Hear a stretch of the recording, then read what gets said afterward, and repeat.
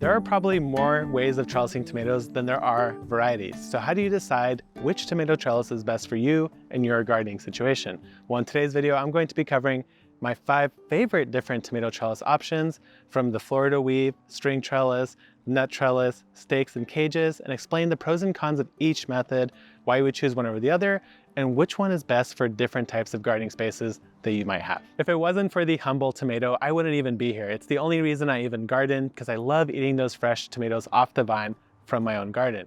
Every year I try a couple new varieties, and I also try some new methods to experiment to see if there's anything better out there.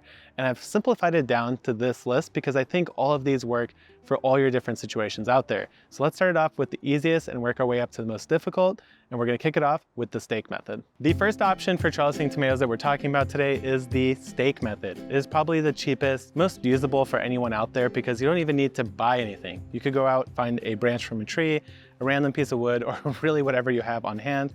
And all you're doing is you're taking your stake, placing it right next to your tomato plant, and then tying your plant to it. The way this works is that it's going to keep it vertical, stop it from breaking, and offer plenty of support. But there are some downsides to this method. So let me show you right here, real quick, 2 different things. First of all, you could realistically only support one branch. So right here's a second branch. If I were to try to tie this up here, what's going to happen is I'm going to get a lot of bushiness around the center here, and that's going to start causing fungal disease problems because there's just simply not enough airflow. But if I have only one branch, then I have my branches of leaves spaced out. My tomatoes are now producing every other gap. There's a lot of airflow through here, plenty of sunshine, and you're able to get a nice, healthy tomato plant. Now, the other downside is that since you only have a single stem like this, you're not going to get as much production. You're going to be only limited by the tomatoes that form on the main stem. And the other thing is, once you reach the top of that stake, you're pretty much done. So this is a 5-foot stake, which means I can't grow this tomato, which is indeterminate, to its true potential. I could try using an 8-foot stake like this guy over here, but I can't even reach the top of that. So while it is an option, I do encourage it for people who have small spaces, maybe who are in a container. They don't need that many tomatoes. They just want a couple delicious tomatoes from their plant. The stake method is fantastic. And the way you tie up your tomatoes is simply find a leaf node, take your string like this, and you're going to tie that right above that leaf. If you did it below the leaf, what happens is that string would be able to slide up and down because there's nothing to stop it from sliding. So take it, go up above a leaf node, and tie it up. Now, the other thing I will mention is that when you do tie this, make sure there's a gap between the stake and the tomato, because the tomato stem will thicken over the lifespan of the plant. If you make it too tight, it'll actually get constricted. It could even cut into your tomato plant. So the stake method, great for small spaces, containers, or people who just want a couple delicious tomatoes. Next up is the tomato cage. Now this is something that a lot of people, including myself, have spat on over the years because most of the time a tomato cage actually is not big enough for most tomatoes. They do work really well for determinate tomatoes. They're actually quite perfect for determinate tomatoes. I have one right here with the cage on it. But let me talk about the differences and the advantages of the cage over the stake method.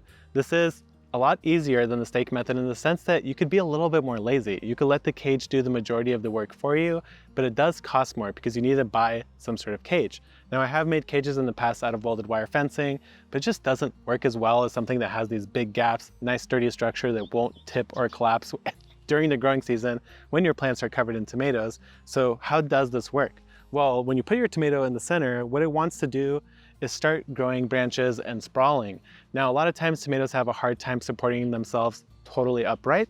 So I'll start off with a simple stake to train the tomato vertically, but then instead of removing all the side branches like we did for the single stake in the grow bag earlier, you could actually just let them grow. So the advantage of this over the stake is that you could support many more branches, which means you could get much more fruit, and you don't have to worry about tying up your plant as often. Now, the downside is that if you don't do any pruning whatsoever, you will turn into a gigantic ball of green that will almost certainly have disease pressure and other sorts of things like that. So while it is more convenient, it can be limiting because A, it's rare to find a cage that's big enough to actually support an indeterminate tomato. Right here is one of the few examples of tomato cages that I found that work for indeterminates. It's called a Texas tomato cage because it's actually tall enough to support at least 6 feet of growth. So cages, fantastic for determinate tomatoes, fantastic if you don't have that much space or time to manage and prune your plants. But just be aware that they will cost more because you have to buy a cage for each plant. And if you don't do any work, you will still get tomatoes, but you will end up having to deal with some amount of disease. Tomato trellis number 3 is the net trellis, and this has quickly become my favorite way of trellising tomatoes, and I'll tell you exactly why. First of all, it's very cheap to set up. The only thing you really need is a structure to support your net. So in this case, I have a conduit build on my bed, and then on this side, I have just a simple 2x2 structure that's simply holding the net up. Now, the cost of the net itself, honestly, not that expensive. I think for this whole section is maybe $2 worth of netting, if even. This is a jute trellis netting that will naturally break down, biodegrade, which means that I could cut this entire net with all the plants down, throw it in my compost bin, and all of that will break down without any problems. But if you live somewhere that's like super damp, maybe things break down very quickly where you are, you might want to go with a thicker plastic netting. Even though it is plastic, it should hold up just fine. And the beauty, of course, is that you can grow cucumbers, tomatoes, all sorts of vine crops on these nets. Now, the thing I really love about this sort of setup here is that when it comes to supporting your tomato plants, it's this easy.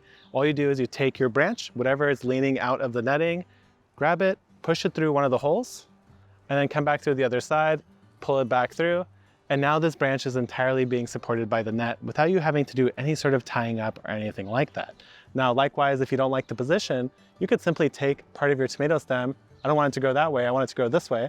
So I'm gonna just wrap it around this side and force it to grow in that direction. That's how easy it is to move things around and support the plants. Now, when it comes to pruning, the only real rule here is to remove any branches that either you can't fit in without it getting too tight and dense, or if they're growing outwards. So in this case, I have a tomato branch that's shooting into this side. I have 2 plants on this net. I can't really grow both plants in the same area. It's gonna get too crowded. So all I'm going to do here is take my knife and prune it just like that. And now I'll have some vertical growth here that will take over without it crowding my plant. So why would you choose this net trellis over anything else? Well, first of all, you get tremendous airflow on it. Since we're removing any branches that lean outwards on either side, that means that we get a plane of tomatoes and the air can just go right through this without any sort of issue. Second, you're able to support a lot of branches. This is an 8-foot bed. I have just 2 plants on this net, and you could clearly see how many tomatoes you could produce on this system. So this is something that's good if you have a bigger space. Maybe you have a raised bed, but you don't want your tomato plants to take over the entire bed, just one side.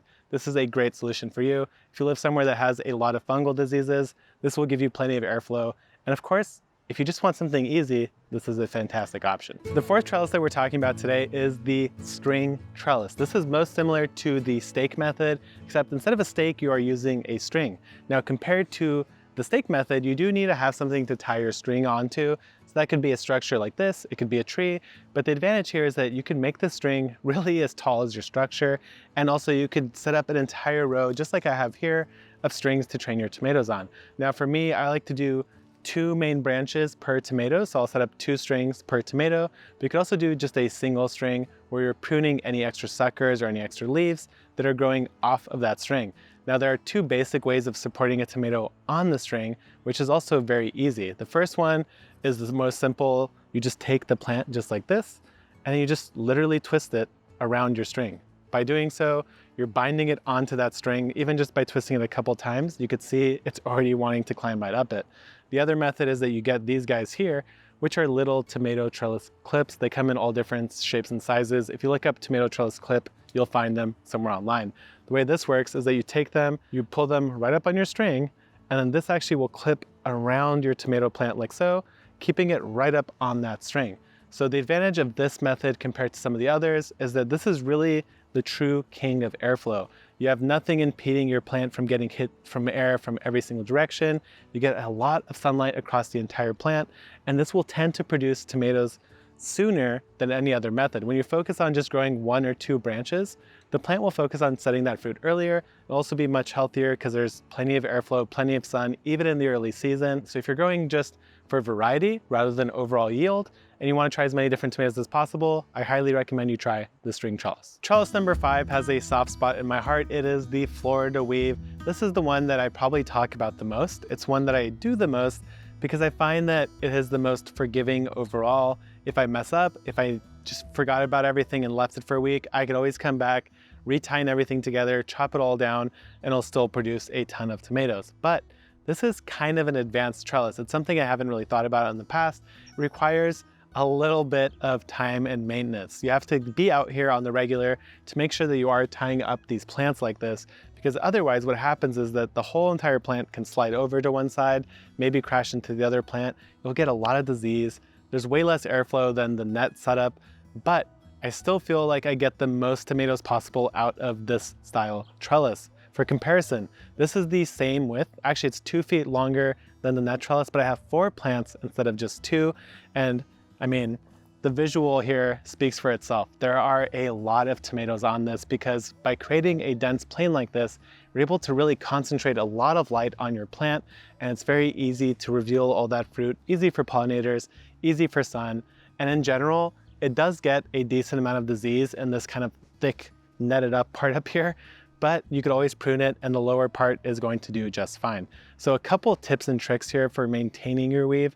First of all, try to tie it up as much as possible. I know we can't all do that, but there are some ways to save it if it got a little bit sloppy for you. So let me show you an example on that side of how to separate your plants if they got a little tangled up. So what tends to happen if you don't maintain your Florida weave, and actually I've been pretty bad this year, I haven't even bothered weaving, I've just been doing a string on the outside on both sides. So what can you do to save it? Well, this plant has now slid into this one. What I'm going to do is push it apart like so. Then I'm going to take an extra piece of twine here and just simply tie these 2 different strings together to create a loop in the middle here and a knot that will separate those plants. That way you could still separate your plants, clean it up a bit. Now I could come in here, prune this, remove some of this extra growth, and then throw another weave on it just fine. So who is the Florida weave for, and why would I choose it over any of the other methods? The reason I choose it is because I could get the most possible yield from this trellis method compared to all the others.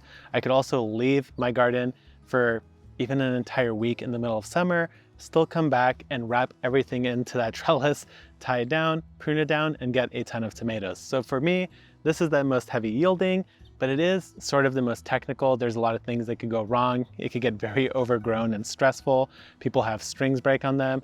But if you set it up right, it is a beautiful system that will reward you with wonderful tomatoes like this lemon boy right here, which I've been enjoying for the past couple weeks or so.